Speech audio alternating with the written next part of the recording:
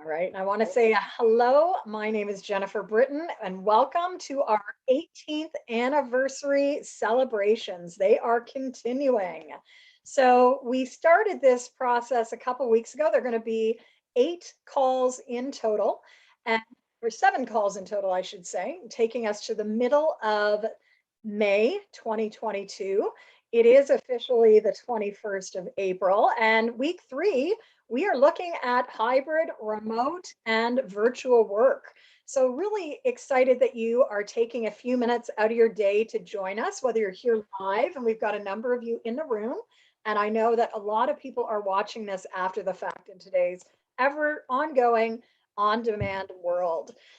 Last couple of weeks, week 1, we looked at group coaching, and I was joined by our team lead, Ivana Valle. Last week, we did team coaching, and I was joined by Kathy Vaughn, our team coach, our team lead for team coaching.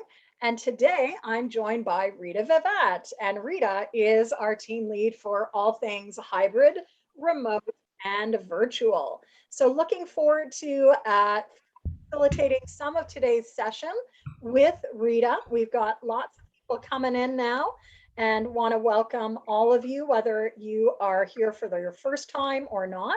We're going to keep this call to 30 minutes. And I'm going to be really diving into my 2 latest books. So you can see them here on the screen.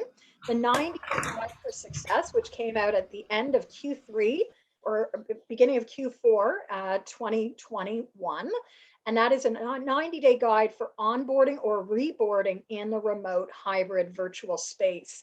It is the second in the Reconnecting Workspaces series, and Reconnecting Workspaces came out in June of 2021.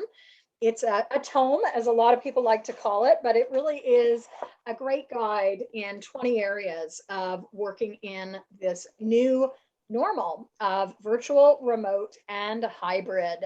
So with that, we're going to do a bit of a warm-up. And I'm bringing to you today one of my favorite new tools. These are going to be available actually within the next couple of weeks, months maybe.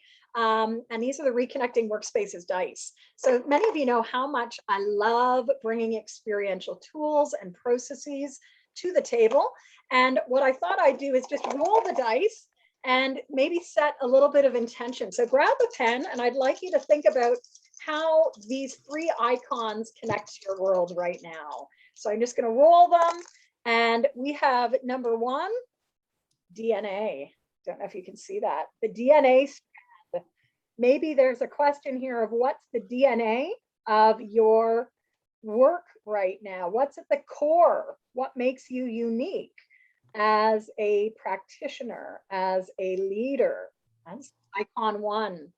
Icon 2 is the speech bubble with the innovation activation. If you think about innovation activation. So that is our second one. I'll get people to mute as they're coming in if you don't mind. All right. And our third one is the hand with the clock, the hand of time. And as we know, time is one of our most limited resources these days. Some of you, I see Cindy Hooker's here. She's one of our Plan, Do, Track facilitators. And Plan, Do, Track came out a couple years in advance of the pandemic and is a workbook planner for virtual remote professionals. And I have to say, it's really been fun seeing how people are, embracing the resource, but also thinking about how do we really keep at peak. So welcome. If this is your first, your third call with us, we're doing a series of 7 18th anniversary calls. The intent is to connect people, to celebrate 18 years here at Potentials Realized, and as always, to provide you with some content, some tools, some ideas to help you do better work, whether you're a coach, whether you're a leader, or whether you're a team member. We hope that you'll enjoy your time. So every Thursday from now until May 19th, we'll be meeting. Next week, we're going to be turning our attention into the coaching business builder. And after that, we'll be looking at one of my favorite programs, the Practicum. So with that, I'm going to really just, again, share with you, we're diving deeply today at a high level into, and that's a bit of an oxymoron, right? And that's part of the tension of this work. We're diving into really remote hybrid. What does it, how does it operate? What does it look like? And I want to start off with this notion of the hybrid remote sort of environment. I'm just going to let a couple more people in here in the room, and I'll get you to mute as you come on in. So one of the principles we talk a lot about in the hybrid remote virtual spaces is bring voices into the room. And so what are you doing to activate engagement in your rooms? I'd like you to just share with us on chat one thing that you're doing to ensure that you are activating voices in the room. And while you're doing that, putting it in chat, I'm just going to mute a few people. Bit of an oxymoron, right? To sort of put people on mute, but I just want to, we've got some background noise. There we go. What's one thing you're doing? And Rita, maybe I'll get you to look at chat and see what you're seeing in the chat. How can we bring voices in the room?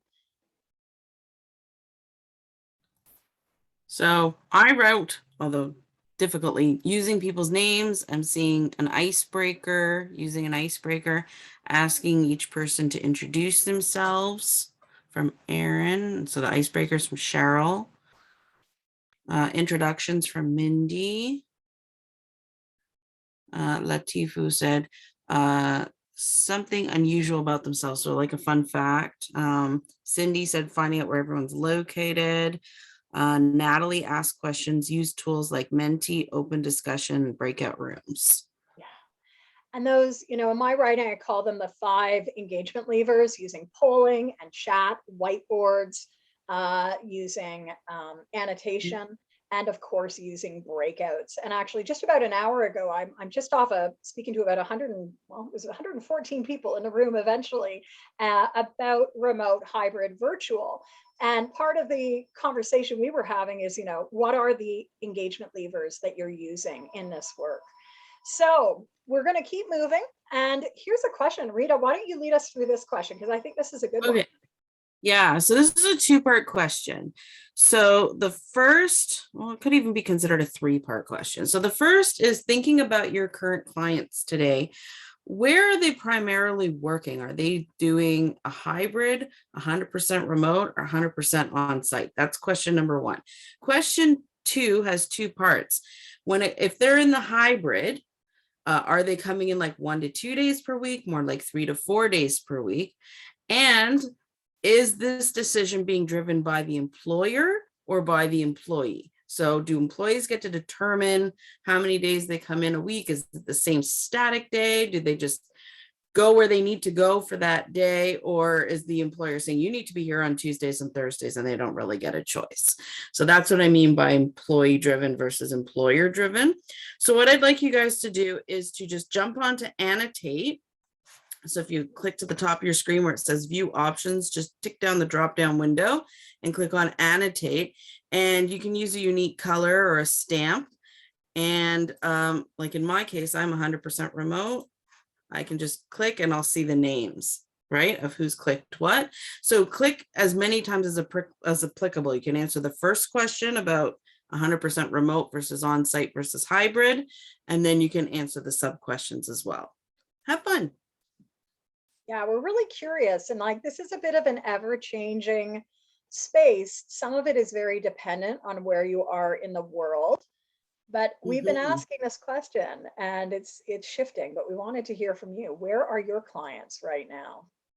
That's also going to help us point to resourcing for today's call, because as some of you can imagine, you know, in releasing not only Plan, Do, Track back in 2019, but then following up with Reconnecting Workspaces, there's a whole bunch of resources for those that are on the side of 100% remote. So if you haven't found your way to plandotrack.com, that is a whole resource portal for remote productivity resourcing. If you are interested in how do we connect people in the work site, look at reconnectingworkspaces.com. If it's 100% on-site, just know that everything we're talking about as well can be done in the in-person realm. In fact, it's easier. It's sort of like, I think, you know, on-site 100% or 100% remote, those are easier than this notion of hybrid, where everything gets magnified even more. So Rita, what are you noticing as you look at this? What are you noticing? So what I'm noticing is that there's a big spread within the hybrid models that folks are using, but they're primarily employer driven. So not that many people are getting the option to sort of plan for their day. But the spread is pretty, like, some people are coming in 3, 4 days a week, some are doing 1 to 2 days a week. And then there's a significant portion that are still remote. So I'm not sure if that's to do with, COVID and regional outbreaks or anything like that. I don't know if anyone can chat in and let us know, but it looks like most people are starting to do the hybrid thing. I know where we are, things are opening up, and like my husband's in the office today, he's doing hybrid. And then there's less people that are on site, but I imagine, and perhaps the folks that did click on site can let us know if those particular clients are perhaps in like a factory or hands-on type of work situation that they can't bring home. So that's what I'm noticing. Fantastic. And it's interesting. There's a lot of different research coming out. Last night, I was reading an article here in the Toronto Star, which was talking, it was a Canadian piece of around the flexibility and power of the employee right now. There's this micro window, at least in the Toronto area, where employees are putting in their heels and are saying, you know what, with rising cost of gas and the fact that Toronto has one of the longest commute times of North America and always has, even pre-pandemic, employees are saying, I can't afford, unless you raise the salary you're providing me, I will not be able to come into the office 5 days a week. So this is a really interesting discussion. And so the practicality of it is, well, then how do we ensure that everyone is supported in a hybrid space? And that's really today's focus of our call. We want you to think about how you can get some ideas out of, how do we facilitate those conversations if we're coaches, if we're leaders, etc. So I'm going to move us forward. I'm going to stop our annotate and just clear the boards, clear that, and we'll keep on moving. So we talked a little bit about engagement levers already, but the key is to really be bringing all voices into the room. And we've got an amazing group of more than 19 people on today's call. Fantastic. What's one technique you use to bring voices into, say, a hybrid meeting? Is there something you do to bring people into that hybrid space? Let us know, because I think one of the pain points right now is meetings. In fact, the call that I got off where I was speaking earlier today, it was about how do we work with keeping people focused in a meeting space, right? What are the techniques we can be using? Do we activate chat? Do we disable chat? And one of the things that I was saying is, very much if you disable chat, the voices will come out some way or another. And so how do we ensure that we are including or creating a focused call as well? All right, so let's see what you are doing. Again, if you're just joining us, welcome. I'm Jennifer Britton, and thank you. We've got a couple suggestions that are coming up on the screen and some in chat. So what are you doing to bring all voices into the room, particularly in meetings? So Rita, do you want to read? You can do the chat and I'll do the ones on the screen. Sounds good? Sure. So what do you say? Okay. Haven't seen anything in chat yet. I'm going to go with the one on the screen, which is allowing That would be people me. to speak. That would be you. Okay. So again, how are we facilitating? And one thing that we want to think about is how are we also creating agreements? Are we agreeing to, a certain type of process where we'll open the chat for certain moments and we will close it at other moments? Or as we see from another group member, invite chat to the group, particularly for introverts and more junior people. Absolutely.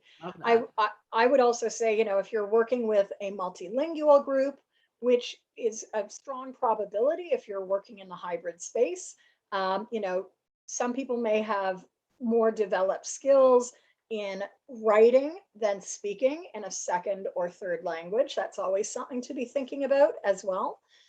In an earlier presentation today, we were using icons and images to also facilitate some of that discussion. And Rita, are we seeing anything else in chat? Nope. Okay. Oh, keep my camera on and have clear instructions. And hold on. Yes, there's one more. Turn and talks on small groups Those in person talk in small groups or pairs. Oh, I see. Sort of like the think, pair, share, where you could break out small groups either in person or via Zoom, depending on the breakout style. And a final And tip here, there's more coming. more Hold coming. on. Excellent. You go ahead. Hold on. Breakouts for introverts, and ask various people how the matter being discussed impacts them or their ideas about it. Be creative and think outside the box about what could be done and how to meet it. Fantastic. And a final suggestion here, invite the use of camera to facilitate the conversation. So great suggestions. Again, the challenge, not just immediate, but long-term in an organization with the hybrid model is if trust erodes and if people don't feel involved, they're going to disconnect. And that doesn't just lead to disengagement, but it's that overall erosion of trust. And as we know, it's much easier to sort of, erode trust than to build trust. So be noticing what happens when we aren't involving people, when we aren't going above and beyond in, creating fora, different fora to bring people's voice in, as well as, the intentionality of all this work. So thanks for sharing that. And another piece, and you've also mentioned this in your comments here, is we all work in different ways. So some of you know that we launched the Hybrid Work Styles quiz last summer. This was one of my creative projects that I felt was really important because as a team coach, a lot of my work and a lot of your work as team coaches is always about how do we help teams understand that everyone's unique. Everyone's a little bit different. We all have different ways of working. We have different stressors because of our styles, and we make decisions and communicate differently because of who we are and how we're wired. So for many of us, we might use StrengthsFinder, we might use, DISC or even an MBTI. Those are all wonderful tools, but what about in the hybrid space? And this is where I came up with the Hybrid Work Styles quiz.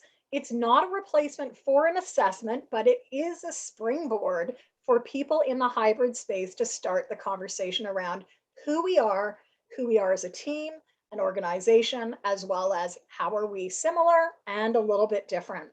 And so if you have not yet taken the Hybrid Work Styles quiz, please head on over. 3 minutes is all it takes to do it. You can find it at bit.ly/hybrid work quiz. And after that, after you answer these questions, you're going to receive Sorry, I'm going to do that again. So do you want to put that in chat, Rita? I am, but I had a typo, so I'm just going to do it again. Okay, Rita's going to pop that in. Now, again, this is a conversation starter, and that's what we want to do as coaches, right? We're not here to assess people. We're here to start the conversation. And one of the things we know in teams is that we need to have shared mental models in order to really create cohesion and create learning together. So for those that are interested, we're launching we've actually launched this winter, the first round of the Coaching the Hybrid Work Styles program, which is a 5-week program. We're going to be offering it again starting on May the 17th.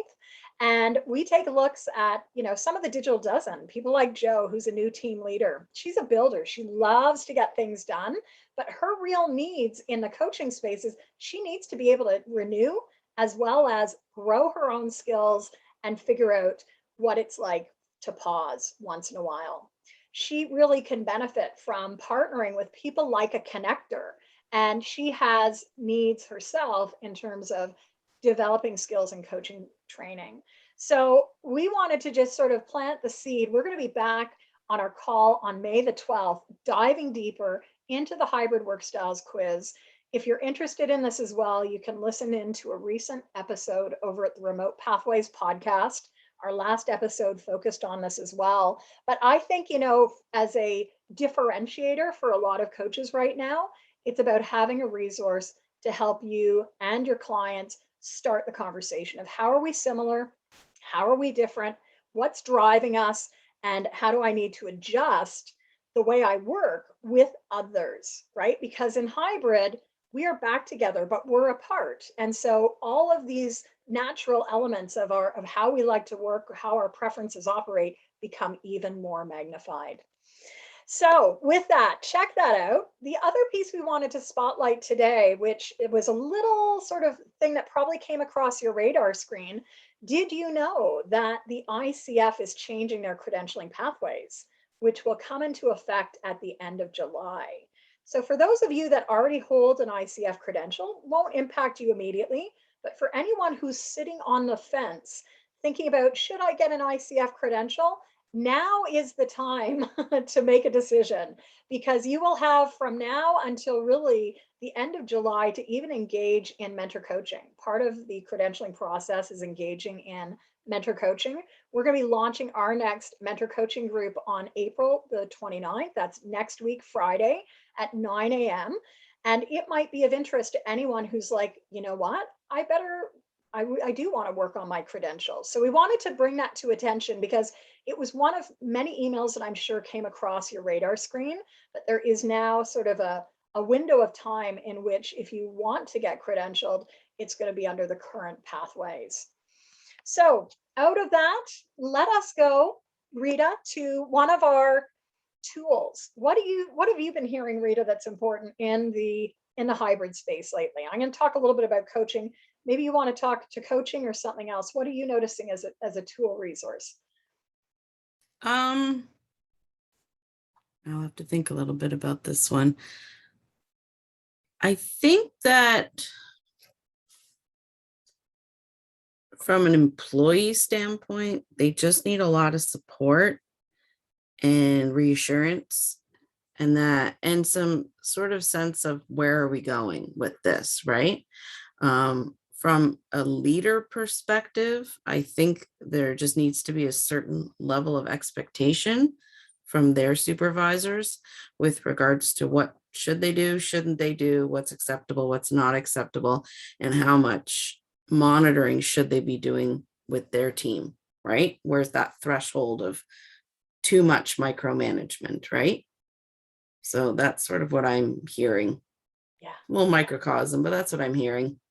And I'd build on to what Rita's sharing here in terms of, there's a lot of discussions happening right now in the hybrid space between employers and employees, leaders and team members.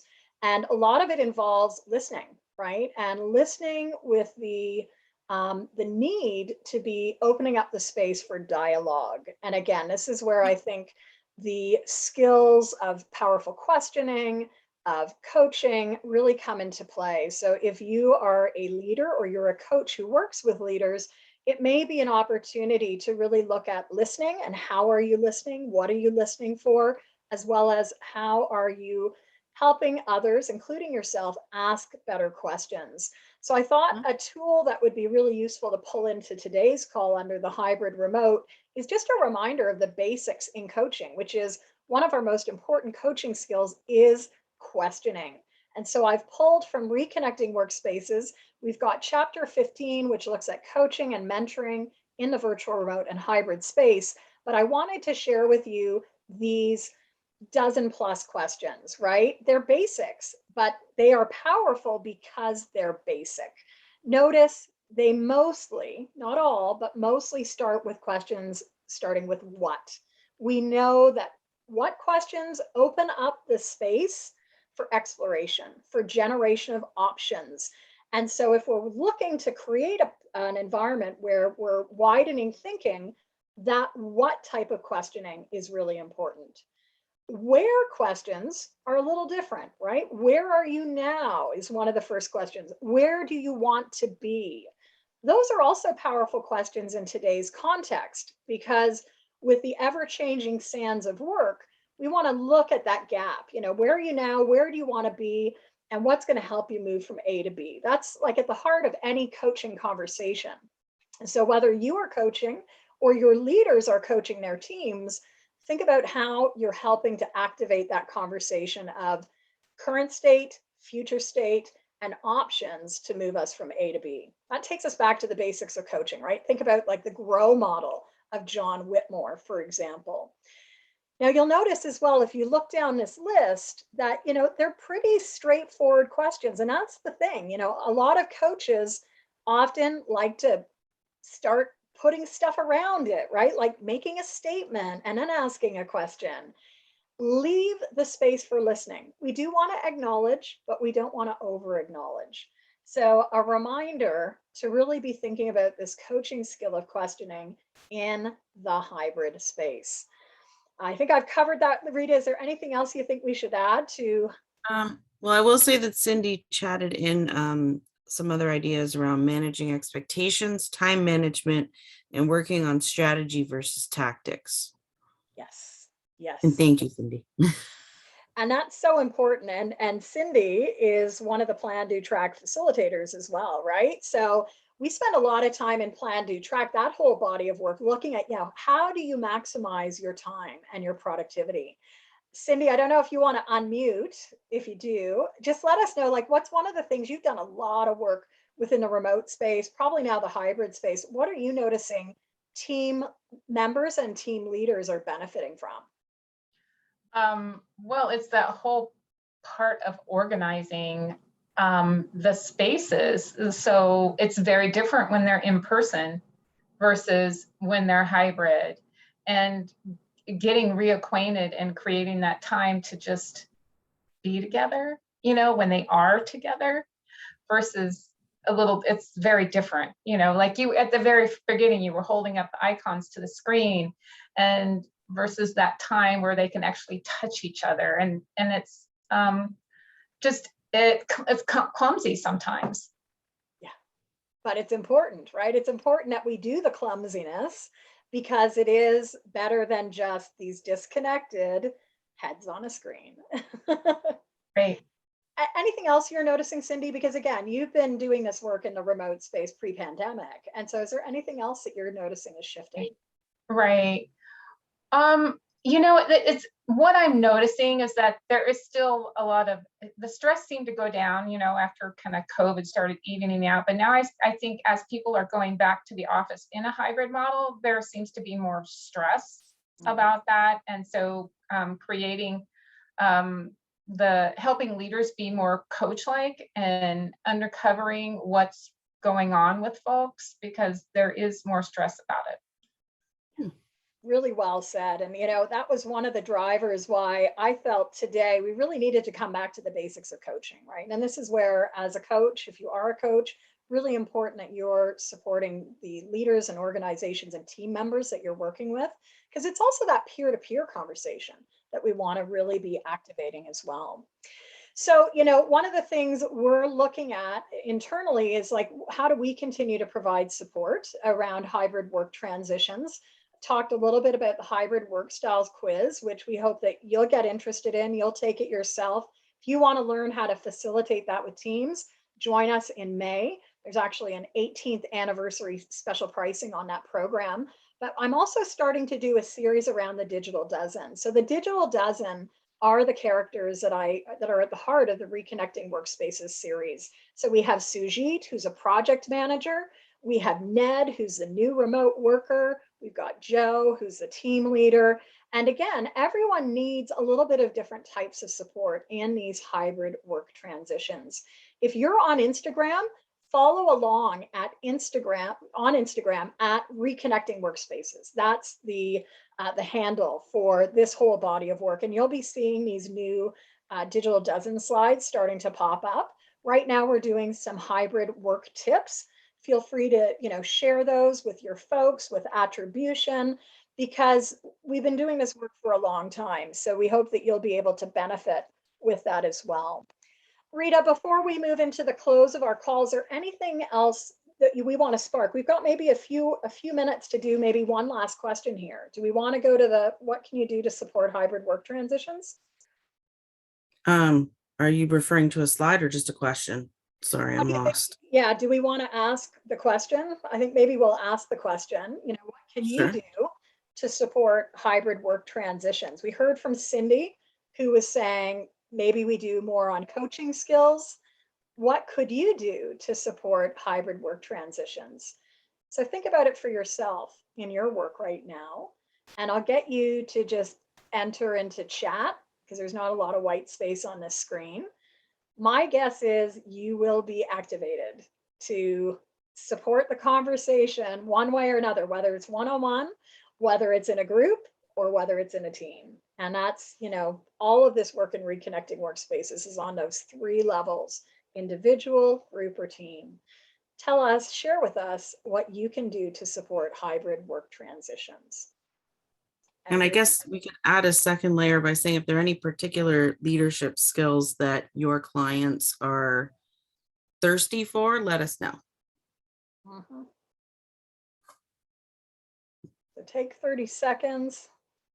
What can you do as a practitioner yourself to support hybrid work transitions?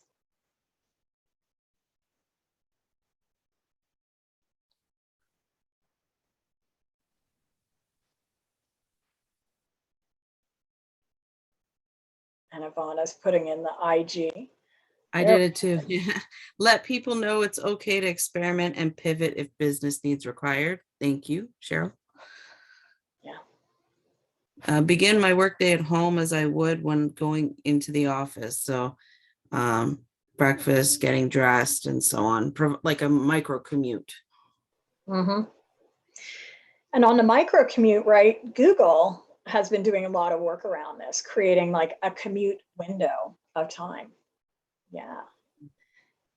So regardless of, whether you're making the transition, because I think many of you as practitioners are, Ooh, I like thinking that, about both Cindy. sides. Yeah, go ahead, Rita. Revisiting empathy and change management from Cindy. Empathy, empathetic listening is coming to the top of the list of a lot of the, core skills that are needed. And developing empathy is not an easy area, right? So this is where I think as coaches, this may also be at the heart of our pauses with leaders and team members, because it's got to be always. It's not just leader to team, it's team members to leader, etc. All right. So I know that we're getting to the end of our call. We'd love to hear what's your takeaway from today. What's the one thing you can put into practice from today's call? If you'd share that with us in chat, it would be great. And I just want to highlight some of the upcoming programs that we've got, because next week is really our start to our spring programs. We've got the mentor coaching group starting a week Friday. And again, anyone who wants to get their paperwork into ICF before the credential change, this is really the window. End of July is the time you need to get your paperwork in. So maybe join us if you still have mentor coaching needs. We've got that 18th anniversary special rate, and you've got a link there if you want to activate the special link. That's for the Coaching the Hybrid Work Styles program that Rita and I will be leading starting mid-May. We've also got a special bundle rate for the 18th anniversary for Group Coaching Essentials and the Advanced Practicum. And note that our next advanced practicum starts next week, Tuesday morning, the 26th. That program, the practicum, gives you feedback and practice opportunities for group and team coaching. Invaluable. I know many of you are alumni, nodding your heads. I think it's a perennial favorite. Yeah, put up your thumbs if this is a perennial favorite for you. Yes.